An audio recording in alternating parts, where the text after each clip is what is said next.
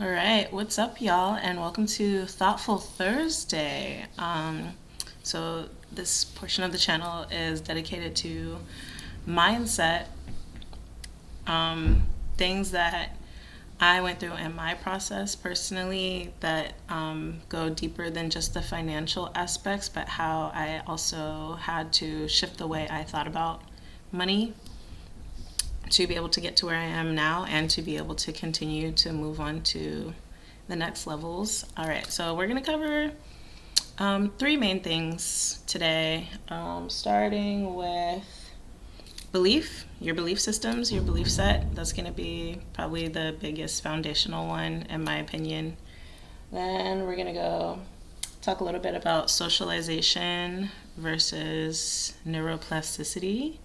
Neuroplasticity being your mind's ability to grow and change over time for pretty much your entire life, or how you're socialized to be. Kind of nature versus nurture a little bit. And then habit forming.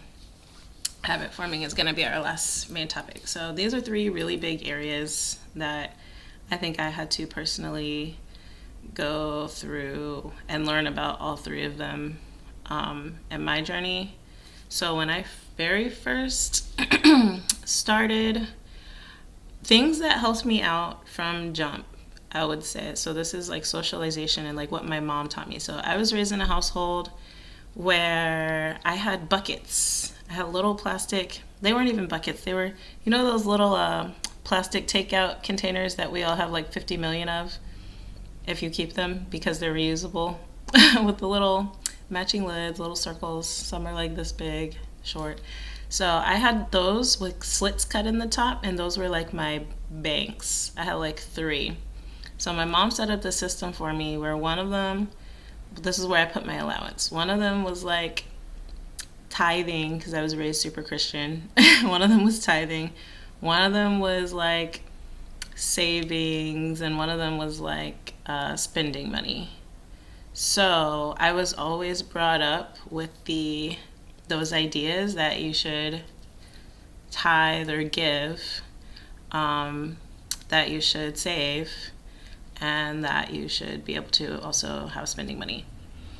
So that kind of carried me through, I would say, like my phase one of adulting, to where I ended up turning into a responsible adult kind of naturally because I was already conditioned like that. And when I was old enough to work, my mom had me paying for my own stuff like immediately as soon as I was old enough to work. So I think I was like maybe 17 or something. I started working at Dairy Queen, was my very first job. Woo, Dairy Queen, hey. It was right down the street from me. I could like walk or ride, well, at that time, ride my bike there. And I didn't have any debt yet, and I wasn't really saving honestly that much yet either. But when I started getting older and having better jobs and making more money, I started being intentional about saving pretty early, I feel like, comparatively.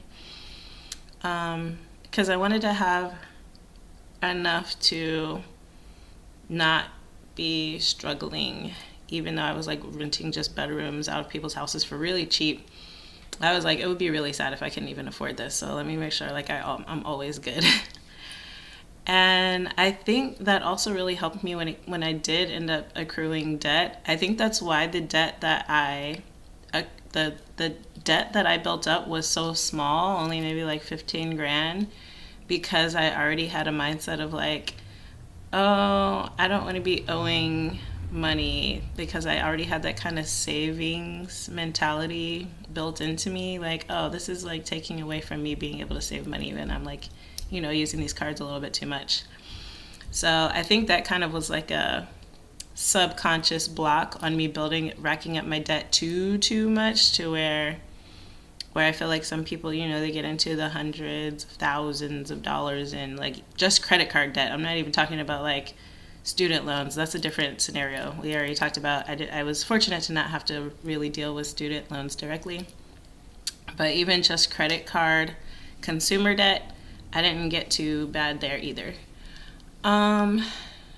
And then when I did get out of debt and I saw the growth from the investment, I already had the mindset of, oh, I have all this extra money now, but it didn't cross my mind to like blow it.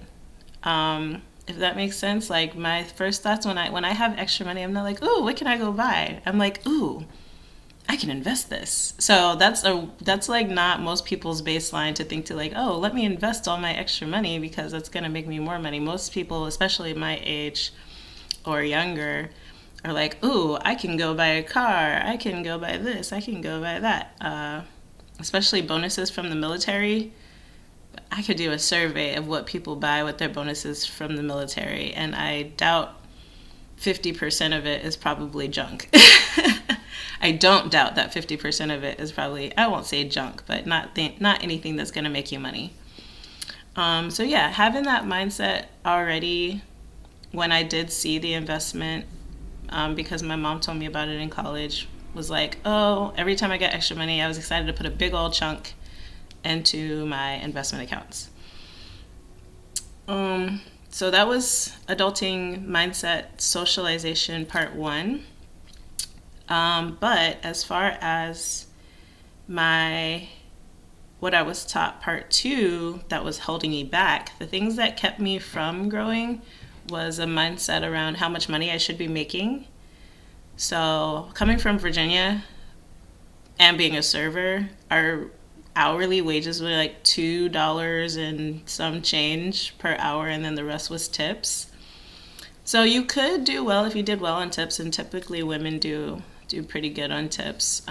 So I was used to not getting a check because all of the $2.30 or $2.15, whatever the frick it was, automatically went to taxes. Like there was like basically no point to the check other than to pay your taxes. But the tips that I made, I would get up to usually $100. I feel like probably an average of like $100 a night, maybe a little bit more, maybe a little bit less, depending on how busy we were. Anybody in the service industry, you know that it depends. Depends on what type of restaurant, what type of night, what shift, what section. All those good things factor in. So I was a little bit spoiled in that I got money every single day, and I always had cash at all times, either on me or just around. I got spoiled in that area, but I was very used to $100 is what I would make like in a night for a full night of working, maybe $150 on a good night. And when I started training, I got paid like $17.45, $17.50 an hour. I mean, I was a student trainer, so that's pretty. But yeah, in Virginia, these were Virginia prices. So fast forward, I moved to LA, where I'm at now. The prices are not the same here. So I had to change shift my thoughts and what is appropriate for me to get paid. I mean, heck, even for Virginia, that was cheap. That was the reason why I had like 5 jobs and I could only afford to rent somebody's room out of their house, because like even like this was good for serving. I think I was doing well for serving, well, for Virginia serving. Like I never needed anything. I could afford everything when I was doing that, but it wasn't enough to get my own place for sure. Now that I think about it, I felt like I had so much money though, because I would have like hundreds of dollars in my glove compartment. I don't do that anymore though, so if you see my car, there's no money in it. Anyways, but yeah, when I got to LA, I started working at the YMCA, which is a nonprofit, which I used to work at back home in Virginia. So it was like an easy transition to like, oh, there's a Y over here too. Good. They can give me references and I can get this job real quick.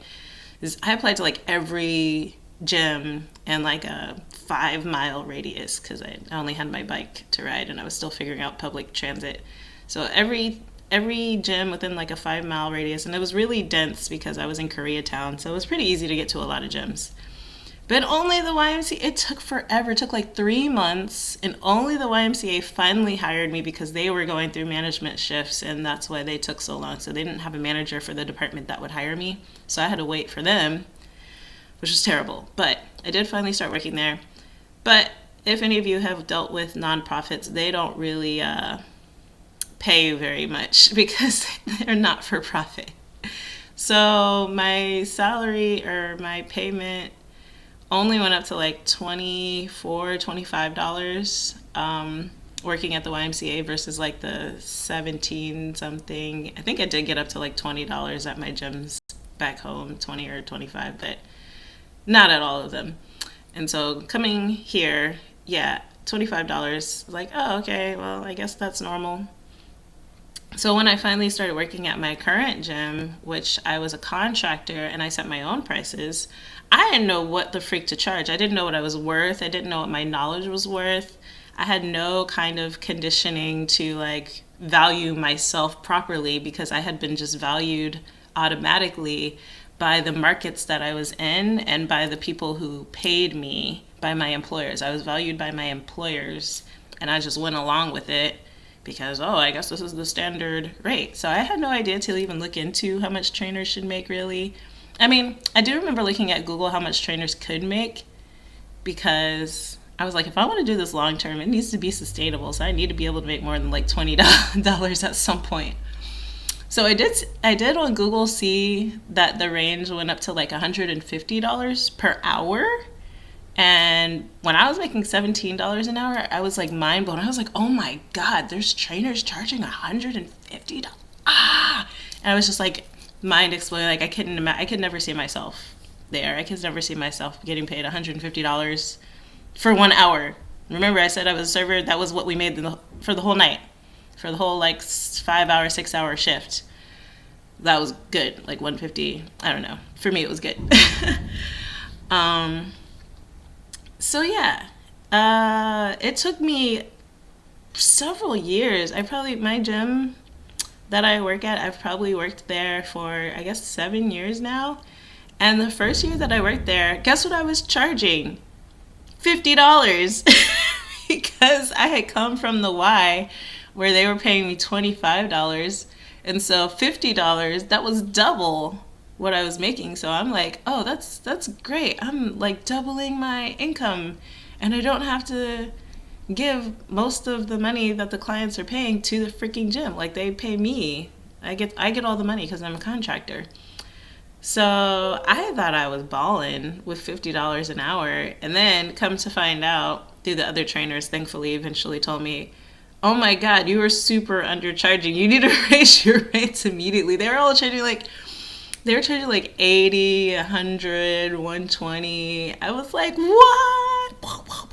But I couldn't bring myself to jump up that high that fast because I'm still in Virginia mindset. Like, oh my God, people can pay this much for training? Like what? Like I remember when I had my private clients in Virginia that I could make my rate was like $35, just like $10 up. So I had to kind of like grow in relation to my mindset growing. So I went up incrementally. So I found out $50 was way low. So I went up to $60. Woo! Where's my little flag? I went up to $60. Then it took a few more months doing that. And I got into the habit of giving myself raises like every 6 months or so. So to like, I would like get accustomed to the idea of making more, and then I would raise it again. And then I would get accustomed to like the $70, and then I raise it again to $80. And then something finally happened when I raised it to $80. What's up? Something finally happened when I raised it to $80, and I was like, okay, this makes sense. So then I went straight to $100, and then I went to $120, and now I'm at $150, and now I'm like officially retiring from that. But because that's literally the top of what the range that I saw that I could never imagine getting to. And I was like, damn, I could have probably been charging that. I mean, I definitely started getting like probably less clients at the 150 rate than I had at the 100, 120 rate. 100, 120 seems to be the sweet spot for a lot of people. But I also didn't want to train as many people as I was training. So when you charge more, you get to train less people.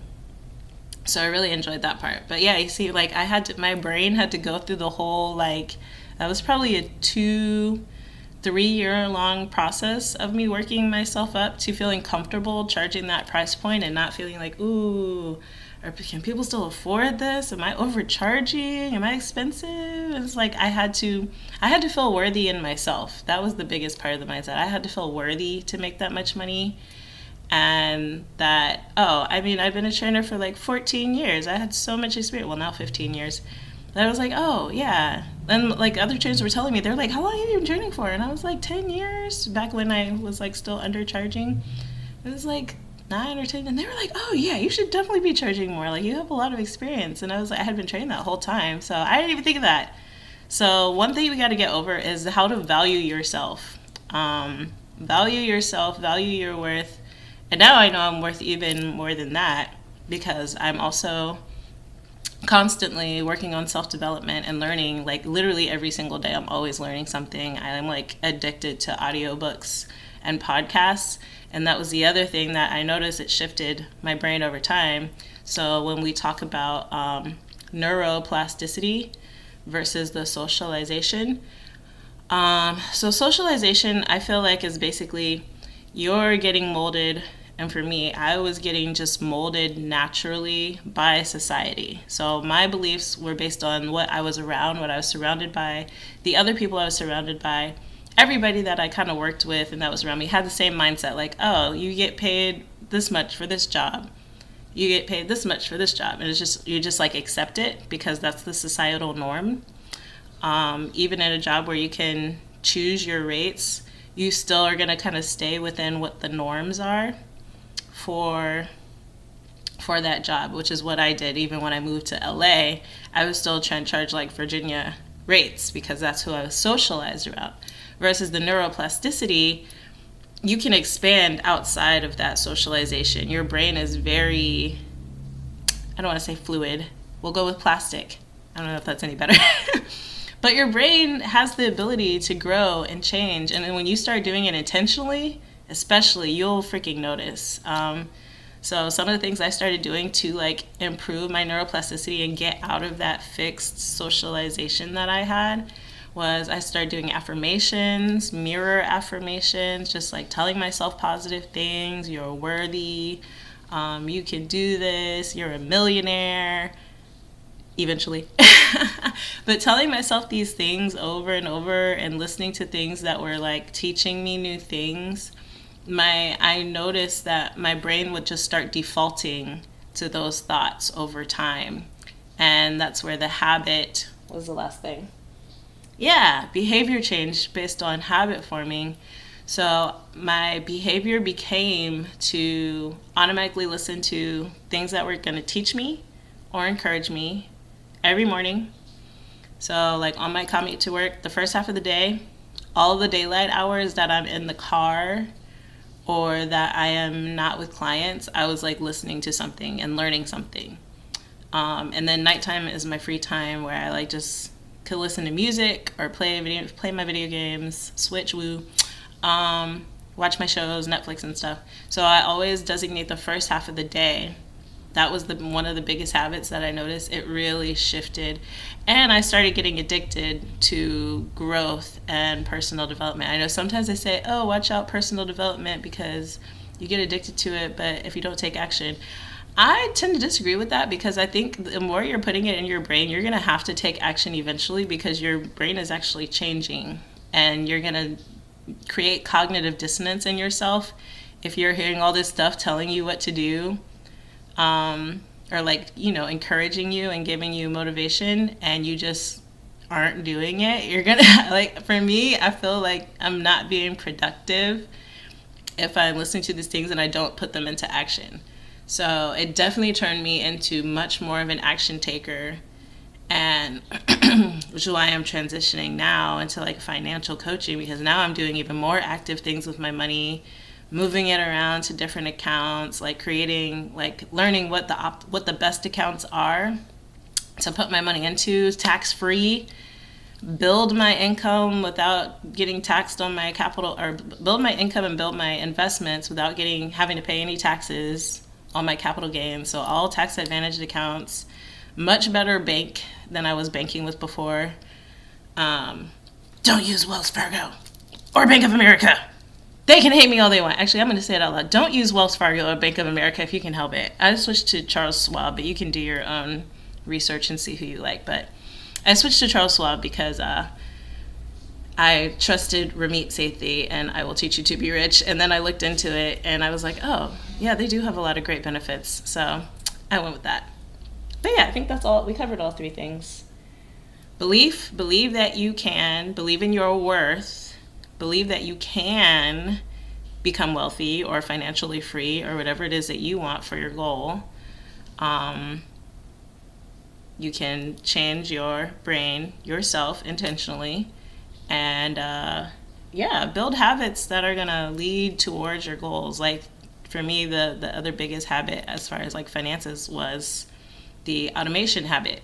I automatically, the first time I pay a bill, I put it on automatic so I never have to think about it ever again. And all those habits, both mentally, emotionally, intellectually, spiritually, whatever you want to do. Physically, going to the gym, that was another one, of course. They all come together to create something beautiful over time. It's just a matter of being consistent. So hopefully those are some things for you to think about this lovely, thoughtful Thursday. I will see you all on Monday, all one of you. Shout out to my first subscriber. Thank you. I'll see you all on Monday. Have a good one. Get that money.